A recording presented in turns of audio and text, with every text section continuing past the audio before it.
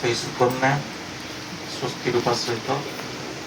প্রতি প্রত্যেকଙ୍କର সুদীর্ঘ ইষ্টময় নিরোগ জীবন পরম দয়াଳୁର ଉଚ୍ଚାରଣ ନିବେଦନ করে ଜିତେନ୍ଦ୍ର ଭାଇଙ୍କର କଥା ନଡ଼ିଆ ଖାଇଲା ଭଳିଆ ଲାଗୁଥିଲା, ଭାରି ଟାଣ ଲାଗିଲା, ତା ଭିତରୁ ସବୁ ରସ ବାହାରିଲା। ଏବଂ ନଡ଼ିଆ ମୋ ମତରେ ଏମିତି ଗୋଟିଏ ଫଳ ଯାହା ପ୍ରଦୂଷିତ ହୁଏ ନାହିଁ, ପ୍ରଦୂଷିତ ହେବାର ସମ୍ଭାବନା ହିଁ ନଥାଏ। ଜିତେନ୍ଦ୍ର ଭାଇ ସେଇଭଳି ଗୋଟେ ଚରିତ୍ର। ଆଶା କରିବା ଆମେ ପ୍ରତ୍ୟେକ ତାଙ୍କର ଯେଉଁ ଭାବୋଚ୍ଛ୍ୱାସ ନେଇ ସେ ଆମକୁ କହୁଥିଲେ ଗ୍ରହଣ କରିବା ଏବଂ ସେଇଭଳି ଭାବରେ ଶୁଣିବା, ଯିବା, ବୁଲିବା। ମୁଁ ଶୁଣିଲି, ମୁଁ ଭୁଲିଲି, ମୁଁ ଦେଖିଲି, ମୁଁ ମନେ ରଖିଲି, ମୁଁ କଲି, ଅନୁଭବ କଲି, ମୋର ଜ୍ଞାନ ହେଲା। ତେଣୁ କରିବା ଭିତର ଦେଇ ହିଁ ସେ କହୁଥିଲେ ସେ କଥାଟି, କରିବା ଭିତର ଦେଇ ସବୁ ଜିନିଷ ଲୁଚି ରହିଛି। ଆଜିକାଲି ଆମମାନେ ଧର୍ମକୁ ପୁରାପୁରି ଗୋଟେ ଫର୍ମାଲିଟିରେ ପରିଣତ କରିଦେଇଛନ୍ତି, ତା ଭିତରେ ଅରିଜିନାଲିଟି କିଛି ନାହିଁ। ଭାବି ଭାବିକି ଆସୁଥିଲେ, ଅନେକ ଗୁଡ଼ିଏ ଘରୁ ଆସିଲା ବେଳେ ଅନେକ ଗୁଡ଼ିଏ ଦୁର୍ଗା ମଣ୍ଡପ ଦେଖିକି ଆସିଲି। ମାଟିରେ ତିଆରି ମା, ତାକୁ ଜଣେ ଜୀବନ୍ୟାସ ଦେଇ ଦେଉଛନ୍ତି, ପୁଣି 2-3 ଦିନ ପରେ ତାଙ୍କୁ ମାରି ଦେଉଛନ୍ତି। ଏବଂ ଗୋଟେ ମାଟିର ପିତଳକୁ ଜୀବନ୍ୟାସ ଦେଉଥିବା ସେ ବ୍ରାହ୍ମଣ ମାଟିର ପିତଳକୁ ଜୀବନ୍ୟାସ ଦେଇ ଦେଉଛନ୍ତି, ଯାହାକୁ ଆମେ ପୂଜାର୍ଚ୍ଚନା କରୁଛନ୍ତି, ମଥା ଲଗେଇ ପ୍ରଣାମ କରୁଛନ୍ତି, ଆଶୀର୍ବାଦ ଭିକ୍ଷା କରୁଛନ୍ତି ସେ ମାଟିର ପ୍ରତିମାକୁ,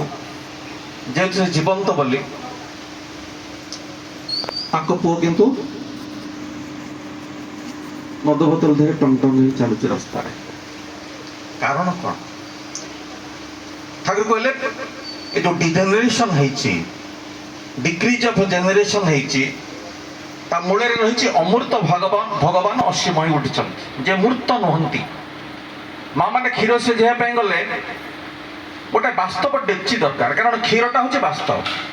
ତାକୁ ସିଝେଇବା ପାଇଁ ଗଲେ ଗୋଟେ ବାସ୍ତବ ଡେକ୍ଚି ଦରକାର, ହାଣ୍ଡି ଦରକାର। ଆମେ ଯଦି କାଗଜରେ ତିଆରି ଗୋଟେ ଡେକ୍ଚିରେ ସେ କ୍ଷୀରକୁ ଢାଳିକି ଚୁଲିରେ ବସେଇଦେବା, କ'ଣ ହବ? ଜୀବନଟା ଆମର ସେମିତି ହେଇଛି। ଅବାସ୍ତବ କଳ୍ପନାର ଭଗବାନଙ୍କୁ ତାଙ୍କ ପାଖରେ ସବୁ କିଛି ନିବେଦନ କରିଦେଇ ଆମେ ପ୍ରାର୍ଥନା କରୁଛନ୍ତି, ପ୍ରଭୁ ଆମକୁ ସୁଖ ଦିଅ, ଶାନ୍ତି ଦିଅ, ଆନନ୍ଦ ଦିଅ, ବାସ୍ତବ ଭଗବାନଙ୍କୁ ଛାଡ଼ି। ସେଇଟା ହେଉଛି ଆମମାନଙ୍କର ବିଡ଼ମ୍ବନା। ଏ ଯେ କନ୍ୟାର କଥା କହୁଥିଲେ, କଣ୍ଟାବାଞ୍ଜିରେ ଥିଲାବେଳେ ବହୁତ ମାରୁଆଡ଼ି ପ୍ରଦୂଷିତ ଅଞ୍ଚଳ, ଏବଂ ସେମାନେ ଶିଶୁ କନ୍ୟାମାନଙ୍କୁ ଏଇ ନବରାତ୍ରି ଭିତରେ କେଉଁ ଦିନ ଗୋଟେ ଡାକନ୍ତି, ମୁଁ ଠିକ୍ ଭୁଲି ଯାଇଛି। ଡାକିକି ତାଙ୍କୁ ଡ୍ରେସ୍ ଦେବେ, ସୁନ୍ଦର ନୂଆ ଡ୍ରେସ୍ ଦେବେ, ତାଙ୍କ ପାଦ ଧୋଇଦେବେ, ଅଳତା ପିନ୍ଧେଇ ଦେବେ, ତାଙ୍କୁ ଆସନରେ ବସେଇବେ, ଫୁଲ ଭୋଗ ଚନ୍ଦନ ଧୂପ ଦୀପ ଦେଇ ଦେବୀଙ୍କୁ ପୂଜା କଲା ଭଳି ପୂଜା କରନ୍ତି। ଯେଉଁ କନ୍ୟାମାନେ ମାନେ ଗୃହଯୋଗ୍ୟ ହେଇନଥାନ୍ତି, ତା ପୂର୍ବ ଅବସ୍ଥା ଯେଉଁମାନେ ଥାନ୍ତି, ତାଙ୍କୁ ପୂଜା କରନ୍ତି ଏଇଥିପାଇଁ ତାଙ୍କର ଘରକୁ ଲକ୍ଷ୍ମୀ ଆସିବେ। ଲକ୍ଷ୍ମୀ, କାରଣ ଜାଣିଛନ୍ତି ଆମମାନେ ମାରୁଡ଼ ଭାଇଙ୍କର ସବୁ ଲକ୍ଷ୍ମୀ ଆବଶ୍ୟକ, ଧନ ଆବଶ୍ୟକ। ଏଇଠି ଗୋଟେ କଥା ମୁଁ ଭାବେ, ପ୍ରକୃତ ପକ୍ଷରେ ଯେଉଁ ଝିଅମାନଙ୍କୁ ନେଇକି ଲକ୍ଷ୍ମୀ ବୋଲି ଭାବି ପୂଜା କରାଯାଏ, କେତେଜଣ ଝିଅଙ୍କ ଭିତରେ ଏଇ ଭାବନା ସୃଷ୍ଟି ହୁଏ, ମୁଁ ହେଉଛି ବାସ୍ତବ ଲକ୍ଷ୍ମୀ। ଏଇଟା ହେଇପାରେନି, କାରଣ ଆମେ ପୂଜାଟାକୁ ଏଭଳି ଭାବରେ କରିଦେଇଛନ୍ତି ଖାଲି ପାଇବା ପାଇଁ କିଛି। ସେଇ ଝିଅମାନେ ଯଦି ଅନୁଭବ କରିବେ ମୁଁ ହେଉଛି ପ୍ରକୃତ ଲକ୍ଷ୍ମୀ, ମୋତେ ପୂଜା କରାଯାଉଛି, ଏ ବୋଧ ଯଦି ସେମାନଙ୍କର ରହେ, ଭବିଷ୍ୟତ ଜୀବନରେ ସେମାନେ ଅତ୍ୟୁଚ୍ୟୁତ ହେବେ ନାହିଁ। ଆର୍ଯ୍ୟ ବିଧାନ ଏତେ ବୈଜ୍ଞାନିକ ଭିତ୍ତିଭୂମି ଉପରେ ପ୍ରତିଷ୍ଠିତ, ଏତେ ବୈଜ୍ଞାନିକ। ଆଜି ମୋର ଅଧଘଣ୍ଟା ଚାଲିଗଲା ଜଣେ ଭାଇଙ୍କୁ ରିପ୍ଲାଏ ଦେଇକିରି, ଝିଅ ପୁଅ ସମାନ ବୋଲି ଜଣେ ମା ଛାଡ଼ିଛନ୍ତି ୟୁଟ୍ୟୁବରେ, ତା ଉପରେ ସେ ଲେଖିଛନ୍ତି ପୁରୁଷ କେମିତି ଅବଦମିତ କରି ରଖିଥିଲା ମା ମାନଙ୍କୁ ଦୀର୍ଘ ବର୍ଷ ହଜାର ହଜାର ବର୍ଷ ଧରି। ଆଜି ମା ମାନେ ପଦାକୁ ଯାଉଛନ୍ତି, ବିଭିନ୍ନ କଥା ବାହାରି। ତାକୁ ବି ଲେଖୁଥିଲି, ତାର କମେଣ୍ଟ କାଉଣ୍ଟର କରିକିରି ଅଧଘଣ୍ଟା ସମୟ ପଳେଇଲା। ମୁଁ ସେଇ କଥା କହୁଥିଲି, ମୁଁ କହିଲି ଭାଇ, ମୁଁ ଲେଖିଲି ନାରୀ ହେଉଛି ଶକ୍ତି।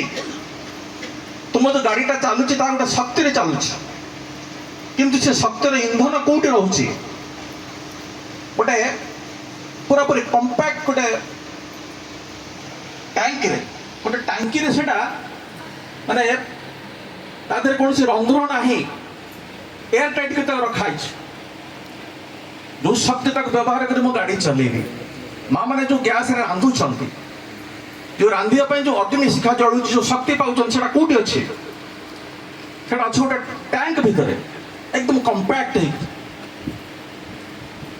ନାରୀ ସଶକ୍ତିକରଣ ନାଁରେ ଦେଖୁଥିଲି ଗୋଟେ ୟୁଟ୍ୟୁବରେ ଗୋଟେ ଆଡଭର୍ଟାଇଜ ଦଉଛି ସରକାରଙ୍କର ନାରୀ ସଶକ୍ତିକରଣ ମାନେ ଗୋଟେ ଝିଅଟିଏ ଓଢ଼ଣୀ ପକେଇଛି ପବନ ଆସୁଛି ତା ମୁଣ୍ଡରୁ ଓଢ଼ଣୀଟା ପଳାଇ ଯାଉଛି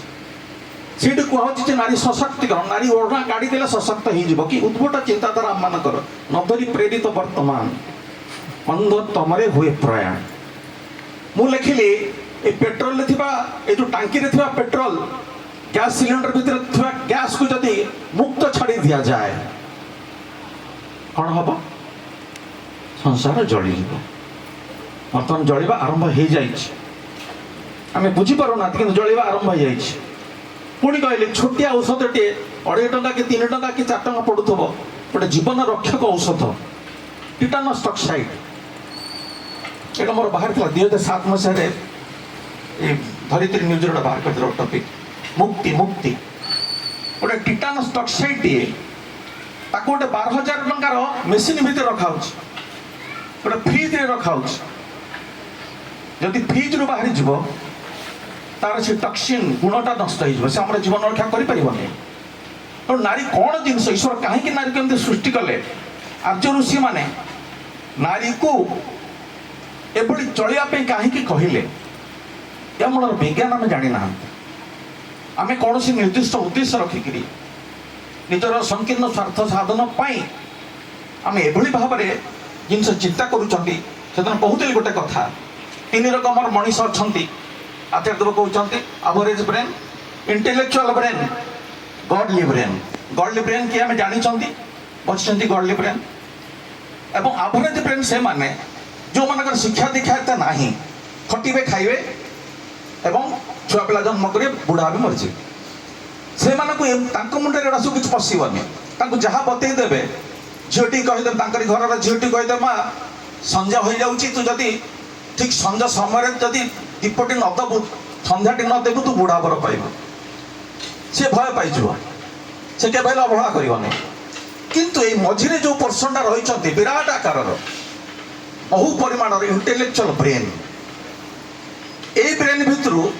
ଯେଉଁ କିଞ୍ଚିତ ପରିମାଣରେ ଯେଉଁମାନେ ଗଡଲି ବ୍ରେନ୍ ସହିତ ଆଟାଚ୍ ଅଛନ୍ତି ସେମାନେ ଜୀବନକୁ ବୁଝୁଛନ୍ତି ବାକି ଯେଉଁମାନେ ରହିଗଲେ ସେଥିରୁ କିଛି ଅଂଶ ଅଛନ୍ତି ରାବଣ ଭଳି ସେ ଇଣ୍ଟେଲେକ୍ଚୁଆଲ ବ୍ରେନ୍କୁ ୟୁଜ୍ କରିକିରି ସେମାନେ ଟୋଟାଲ ବିଶ୍ୱଟାକୁ ନିଜ କଣ୍ଟ୍ରୋଲକୁ ନେଇଯିବା ପାଇଁ ଚାହାନ୍ତି ଏବେ ବି ଅଛନ୍ତି ସେଇଭଳି ଲୋକ ଏବଂ ଆଉ କିଛି ଇଣ୍ଟେଲେକ୍ଚୁଆଲ ବ୍ରେନ୍ ଅଛନ୍ତି ଭୀଷ୍ମଙ୍କ ଭଳି ଭୀଷ୍ମ ପିତାମହଙ୍କ ଭଳି ଇଣ୍ଟେଲେକ୍ଚୁଆଲ ବ୍ରେନ୍ ସେ ସମୟରେ କେହି ନଥିଲେ କିନ୍ତୁ ଗଡଲି ବ୍ରେନ୍ ସହିତ ଆଟାଚ୍ ନୁହନ୍ତି କୃଷ୍ଣଙ୍କ ସହିତ ଆଟାଚ୍ ନୁହନ୍ତି ବୋଲି ଗାନ୍ଧାରୀକୁ ଜବରଦସ୍ତ ନେଇ ଆସିଲେ ଗୋଟେ ଅନ୍ଧକୁ ବାହା କରିଦେଲେ କେତେ ବଡ଼ ମାନେ ସମସ୍ୟା କରିଦେଲେ ଠାକୁର ଦୁଇଟା କଥାରେ ଭୀଷ୍ମଙ୍କ ଉପରେ ଭୀଷଣ ଭାବରେ ମାନେ ଆଘାତ ପାଇଛନ୍ତି କହିଲେ ଭୀଷ୍ମଙ୍କର ପ୍ରଥମ ପ୍ରତିଜ୍ଞା ମୁଁ ବିବାହ କରିବି ନାହିଁ ଏହା ଭାରତର ଭୌଗୋଳିକ ପରିବର୍ତ୍ତନ କରିଦେଲା ଭାରତର ଭାଗ୍ୟ ପରିବର୍ତ୍ତନ କରିଦେଲା ଦୁର୍ଭାଗ୍ୟ ନେଇ ଆସିଲା ଗୋଟିଏ ଡିସିସନ୍ ଭୀଷ୍ମଙ୍କର ମୁଁ ବିବାହ କରିବି ନାହିଁ